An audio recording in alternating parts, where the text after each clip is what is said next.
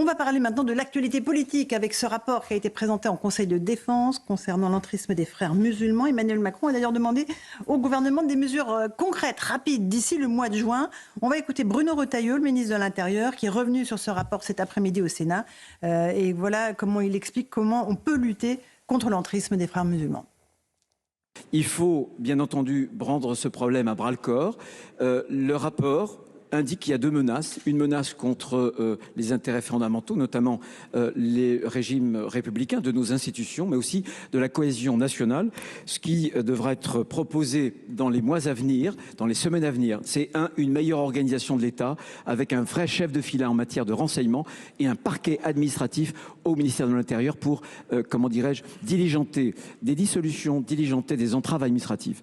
Deux, les circuits financiers. C'est capital. Comment se fait-il qu'après la dissolution de Baraka City, les biens de Baraka City, les actifs, soient allés se réfugier au Royaume-Uni? Comment se fait-il qu'après la dissolution du CCIF, les mêmes biens, les actifs, soient allés se réfugier en Belgique? Donc on a des trous dans la raquette. Et enfin, une stratégie de sensibilisation informationnelle, sensibilisation du grand public. Faut conclure.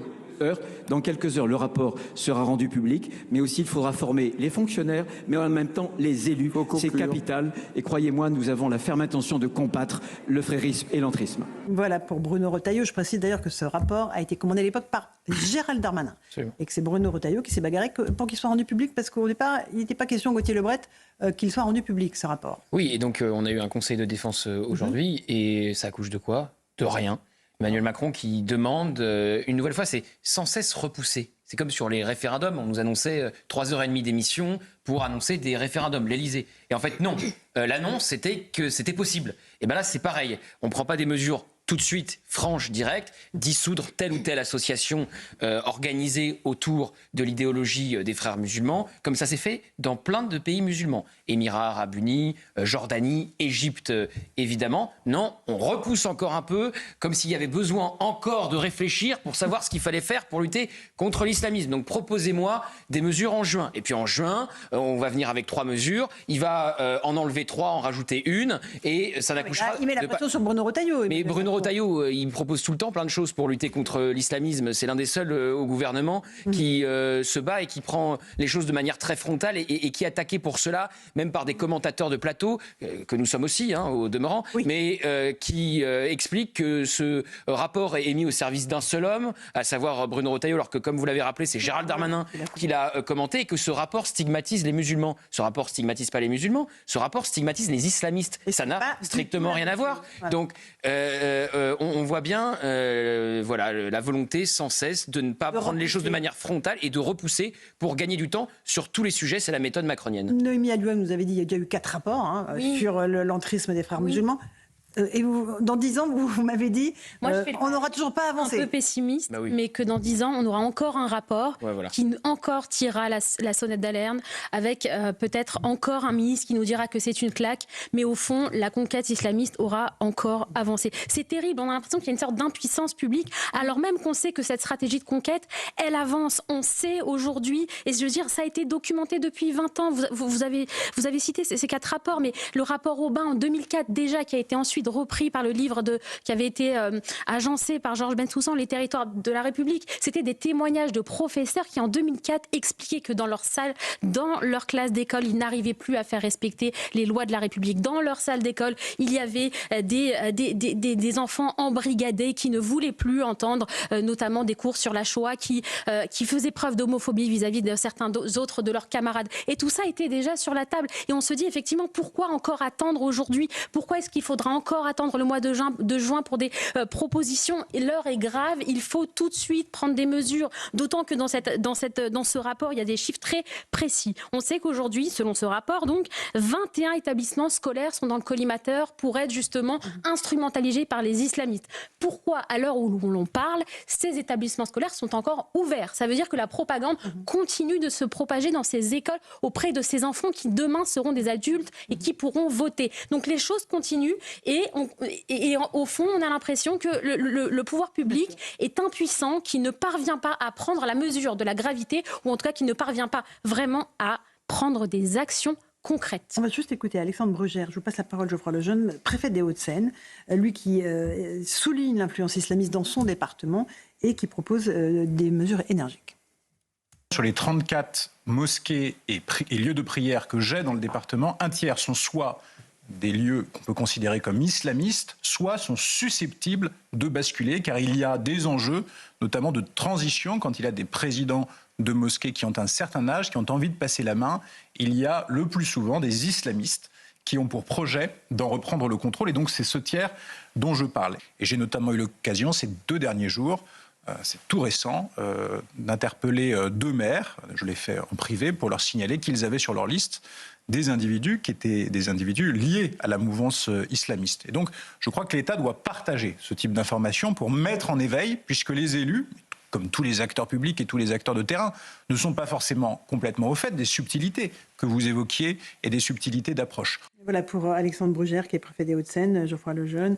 Le constat est quand même extrêmement inquiétant sur son propre département. Ce que je trouve d'ailleurs le plus inquiétant dans ce qu'il dit, c'est qu'il donne le chiffre de 30%, c'est-à-dire un tiers, donc c'est colossal. Dans le rapport au niveau national, ils disent 7%. Ça vous donne une idée de la disproportion de les grandes villes, parce que les Hauts-de-Seine, c'est Paris, la proche banlieue et la banlieue. Ça vous donne une idée de la disproportion. Il y a des endroits où il n'y en a pas du tout et il y en a des endroits où il y en a 30%. Ça veut dire que c'est une concentration aussi particulière en termes de population d'origine étrangère. Moi, je suis pour, et je pense qu'aujourd'hui, on a aux manettes de l'État, notamment parce qu'on vient d'entendre un préfet, mais aussi évidemment, on sait que Bruno Retailleau est très volontaire sur le sujet, qu'il a de moins en moins de freins aujourd'hui, puisque la présence des Républicains au sein du gouvernement fait que le gouvernement a penché sur ce sujet-là. Je suis partisan du fait qu'il fasse le plus possible, tout en sachant la limite de notre état de droit qui nous empêche de faire beaucoup de choses. Mais je pense qu'il ne se passera rien, pour aller dans le sens du pessimisme de Noémie, il ne se passera rien si on continue à faire entrer autant d'immigrés par an. C'est une population qui est susceptible de basculer et d'être la cible des frères musulmans. Et si demain on interdit les frères musulmans, il y aura les salafistes qui prendront le relais et on aura le même problème de radicalisation. Allez, petite pause, on continue à évoquer ce sujet. On écoutera, Raphaël Arnaud. 18h17, on se retrouve dans Punchline sur CNews et sur Europe 1. On continue à évoquer ce rapport sur les frères musulmans. On va écouter, je vous passerai la parole ensuite, André Valigny, Raphaël Arnaud, député de la France Insoumise, qui bien évidemment avance l'argument de l'islamophobie. Écoutez-le. On les entend en commission, on a des racistes de la première heure qui viennent nous dire tout et n'importe quoi, que les frères musulmans investiraient par exemple le sport, des sports comme le football, moi que j'ai pratiqué durant des années, on nous dirait qu'il y aurait une islamisation du sport et notamment du football, du basket, etc.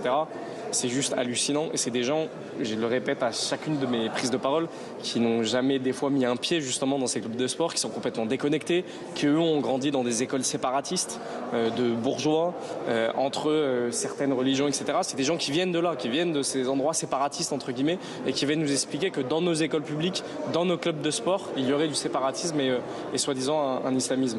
Donc voilà, c'est juste encore une fois toujours la même chose, des gens qui sont complètement déconnectés qui viennent nous expliquer ce que serait notre pays. Voilà pour ce député de la France Insoumise, André Valigny, l'argument de l'islamophobie.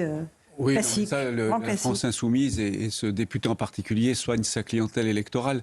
Non, sur ce sujet, moi je pense, vous l'avez fait, Laurence, et vous avez bien fait, il faut toujours séparer les musulmans des frères musulmans. Parce que, et Gauthier Lebret l'a dit, les pays les plus sévères, les plus durs à l'égard des frères musulmans sont des pays arabo-musulmans. L'Égypte, la Jordanie, récemment, les Émirats arabes unis.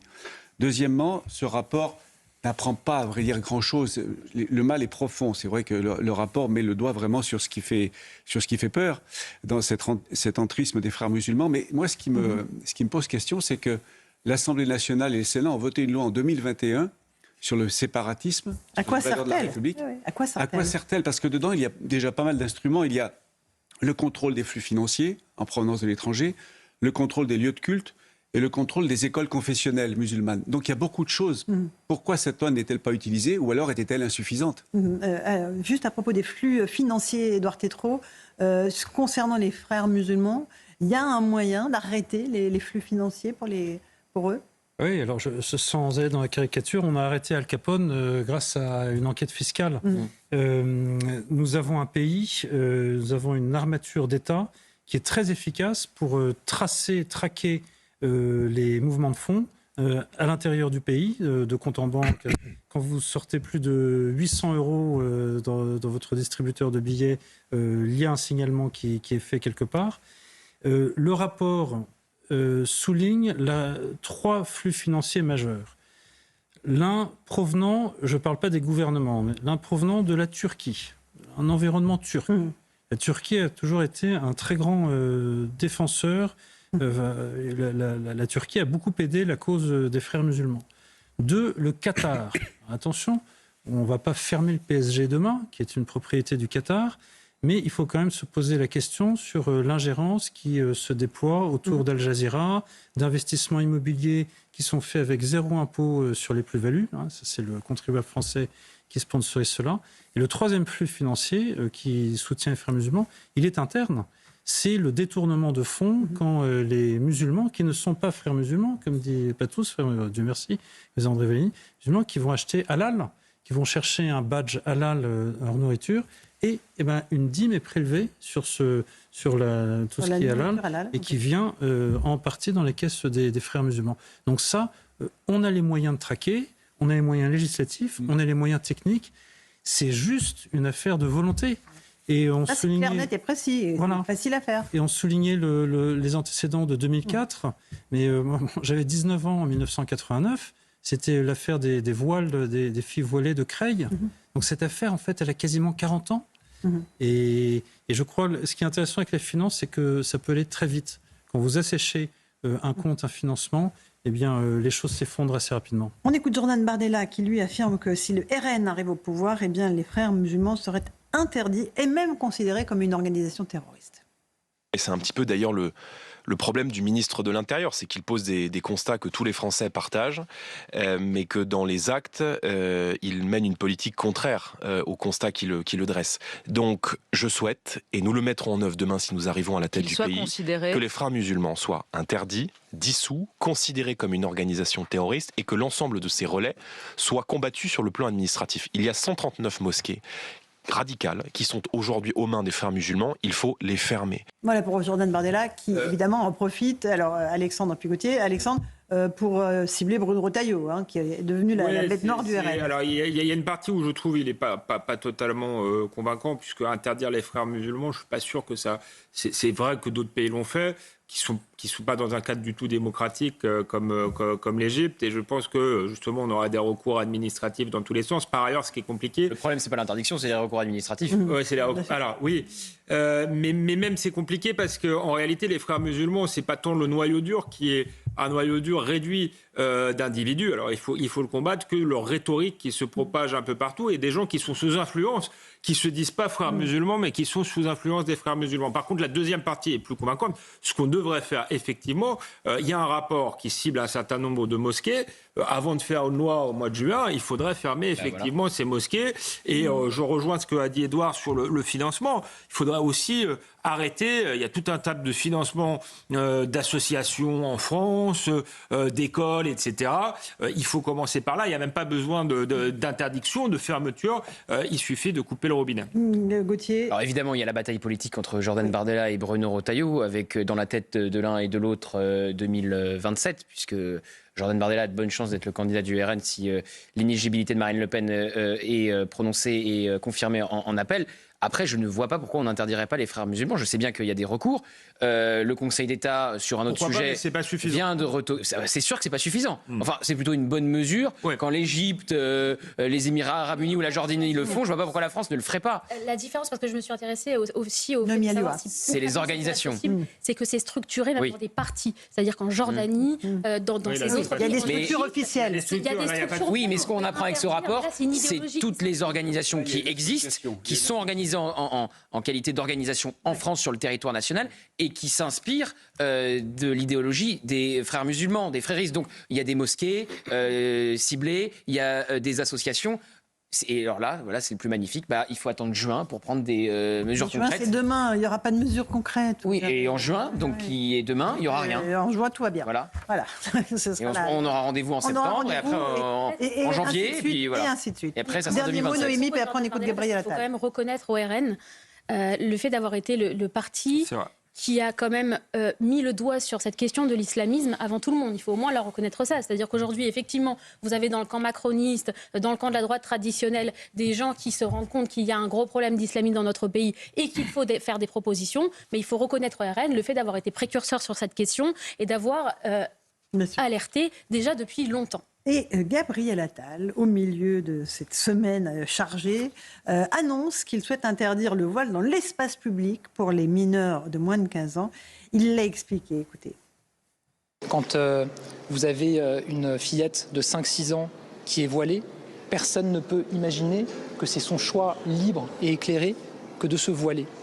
Et donc évidemment, ce qu'il y a autour, ça peut être des parents, ça peut être des associations qui sont dans une logique séparatiste et qui quelque part contraignent une jeune fille à adopter le voile ou à adopter ce comportement. Et donc c'est évidemment ceux qui sont responsables de cette contrainte qu'il faut viser, pas une fillette de 5-6 ans qui a priori ne comprend même pas pourquoi est-ce qu'on lui demande de porter le voile. Donc c'est évidemment en direction de ceux qui contraignent au port du voile des fillettes, comme c'est décrit dans ce rapport, que les mesures que nous serons amenés à proposer s'adressent. Voilà Gabriel Attal qui veut revenir sur le devant de la scène, André Vallini qui propose une mesure d'interdiction du voile pour les mineurs de moins de 15 ans. C'est dans la ligne de ce qu'il avait proposé sur l'abaya à l'école. Il y a une forme de cohérence dans ce qu'il propose. Oui, il y a surtout le souci d'exister et de revenir au premier plan de l'actualité. On sait que Gabriel Attal fait beaucoup de communication. Sur l'abaya, c'était différent parce que c'était l'abaya à l'école. Et c'était concret. C'était concret, c'était à l'école. Là aussi, ça peut être concret. Mais la prise du vêtement dans la rue, je ne sais pas comment on peut appliquer ça. Sur les mineurs, il y a quand même une question. Aujourd'hui, on voit, quand on se balade dans un certain nombre de communes de France, la police du vêtement n'est pas en France et ailleurs. des voiles, voire des abayas, des voiles intégraux pour de très jeunes enfants. Alors, je ne sais pas où est-ce qu'il faut mettre le curseur, mais ça pourrait être assimilé à une forme de maltraitance. Ça me choque aussi, évidemment. Et je me demande toujours si c'est la petite fille qui a voulu s'accoutrer de la sorte. Laissez-le terminer. Laissez-le terminer, s'il vous plaît. Je m'interroge sur la faisabilité du contrôle. Est-ce qu'on va aller arrêter la petite fille, lui demander est-ce que c'est toi qui as voulu t'habiller comme ça? Est-ce que c'est ta maman? Non, mais franchement, soyez pragmatiques. Oui. Les grands principes, c'est bien, mais il faut voir l'applicabilité. Pourquoi on n'interdit pas de le vendre? Il y a des boutiques, moi ça me choque. Pourquoi on n'interdit pas au moins de le vendre? Il y a des boutiques qui... Ah bah oui. Mais André... ce sera compliqué à faire, je suis d'accord. À Roubaix, où on voyait effectivement qu'il y avait dans certains commerces, on vendait des vêtements religieux pour les enfants. Peut-être, Monsieur Vallini, juste pour répondre à cette question qui me paraît extrêmement intéressante, est-ce que l'enfant choisit ou non? À mon sens, il ne choisit pas. Une petite fille à 10 ans, à 12 ans ne choisit pas de se couvrir.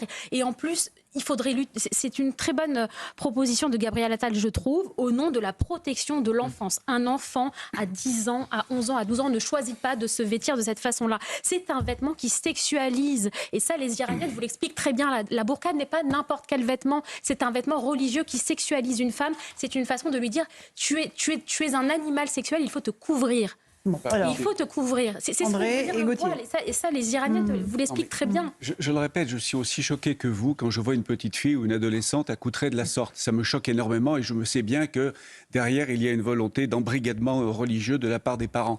Mais je me demande comment elle va pouvoir appliquer cette loi. On va dire à la petite fille d'enlever ça, la maman va dire non, tu gardes... C'est très compliqué. Il y aura une amende. Alors, Gauthier Lebret. Et sur l'initiative de Gabriel Attal. Alors, mais c'est toujours le fameux argument, c'est pas possible, on peut pas le faire. On l'entend surtout sur tous les sujets un peu complexes où si on prenait les choses plus frontalement, on pourrait faire bouger les lignes. Alors évidemment qu'il y a un calcul politique de Gabriel Attal avec concomitamment au rapport rendu public par Bruno Retailleau sur les frères musulmans. Il revient à ce qu'il faisait parce qu'il est le lundi de droite, le mardi de gauche, Gabriel Attal, donc c'est dur de suivre. Donc là, il revient à droite comme au moment où il était ministre de l'Éducation nationale. Entre-temps, il a appelé à voter la France insoumise. Au passage. Il faudra qu'il s'en explique d'ailleurs un jour. Oui, je pense que... On l'invite sur nos antennes. Il purgera... Enfin, je sais que certains de ses conseillers lui proposent de purger la question. Pourquoi pas sur CNews et Europe 1. Donc André, c'est totalement applicable. C'est-à-dire que si vous avez une gamine de moins de 15 ans qui porte le voile et qui est vue dans la rue par des policiers, il y aura une amende auprès des parents. C'est comme ça que ça va se passer. Et une enfant, une fillette qui plus est, ne choisit évidemment pas comment elle s'habille. Alors, Geoffroy ? Si je puis me permettre, on a pensé dans les années de Nicolas Sarkozy qu'on avait réglé le problème de la burqa, et en réalité, il n'est pas complètement réglé. Je préfère que la loi existe plutôt qu'elle n'existe pas. Mais par contre, moi qui viens du sud de la France, quand je me promène dans certaines banlieues, je vois plus de burqa ou de voiles intégraux que quand je vais au Maroc, par exemple, et pourtant j'y ai passé du temps. Donc ça veut dire que la loi, elle est contournée. Je me souviens d'un jour Nadine Morano dans une gare, c'est-à-dire un lieu public où il y a des policiers qui avaient interpellé des gens et des femmes qui étaient intégralement voilées, le voile intégral, et et personne n'avait rien fait, la police n'avait rien fait, etc. Donc je pense que si on s'échappe du sujet religieux, liberté de conscience des enfants, qui est important, mais en fait c'est pas le vrai sujet. Le vrai sujet, c'est que c'est dérangeant de voir autant de voiles, et c'est une question culturelle. Ce sont des gens, les gens qui se voilent, qui font les voiles intégraux. Rappelons au passage aussi que quand on a rendu le masque obligatoire, ça a été une manière pour beaucoup d'entre elles d'apporter la burqa sans que ce soit interdit. Bref, ça continue absolument, bien sûr. Parce que l'autre jour, figurez-vous que dans la rue, notre personnel, il y avait une dame qui était totalement voilée avec un masque noir, et il y avait deux policiers. On l'a laissé filer, mais j'ai dit aux policiers, on ne peut rien faire. Ils m'ont dit, mais elle va dire que c'est un masque pour la pollution. Contre la toux. C'est pour ça que des nouvelles annonces peut-être déjà. Dernier mot. Les lois qui sont déjà en vigueur, en l'occurrence, l'interdiction de la burqa, c'est interdit depuis 2010. Considérer qu'indépendamment de la question religieuse, moi je me fiche de ce que les gens croient et pensent, on a un problème de gens qui soit ne se sont jamais francisés, soit se sont défrancisés au fur et à mesure des générations, beaucoup plus qu'un problème de à quel Dieu croient les gens.